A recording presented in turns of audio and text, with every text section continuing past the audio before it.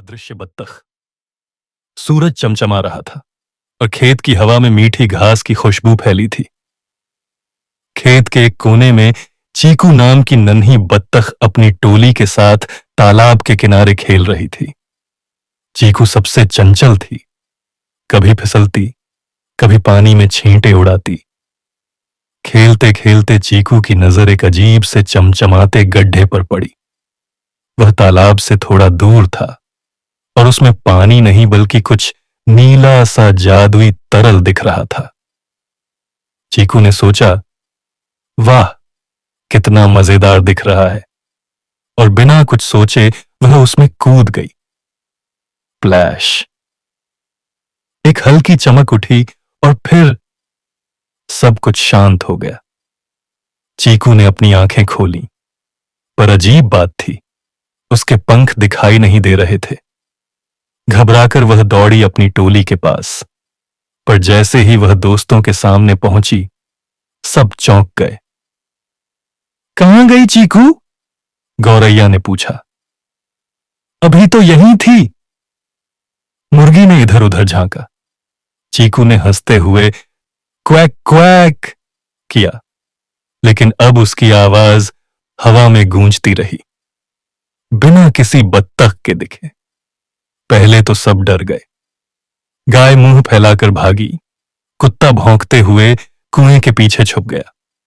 पर जल्दी ही चीकू को यह मजेदार लगने लगा। वह अदृश्य होकर गेहूं के खेत में झुनझुनी बजाती रही, मुर्गियों की पूंछ खींचती रही और कबूतरों के खाने के दाने उड़ाती रही। पूरे खेत में हंसी और अफरा तफरी मच गई। खेत के मालिक बूढ़े रामू काका परेशान होकर बोले, लगता है कोई भूत आ गया है, और झाड़ू लेकर चारों तरफ दौड़ने लगे। चीकू को यह देखकर और भी मजा आया। वह रामू काका की टोपी उड़ाकर पेड़ पर टांग दी। लेकिन थोड़ी देर बाद चीकू को एहसास हुआ कि दोस्तों के बिना मजा अधूरा है। सब उसे मिस कर रहे थे। वह उदास होकर उसी जादुई गड्ढे के पास पहुंची और बुदबुदाई, काश मैं वापस दिखने लगूं। जैसे ही उसने गड्ढे के पानी में फिर से अपना पैर डाला, हल्की चमक हुई। पंख फिर से दिखाई देने लगे। खुशी से चीकू दौड़ी दौड़ी अपनी टोली के पास गई। इस बार सबने उसे देखकर खुश होकर गले लगाया।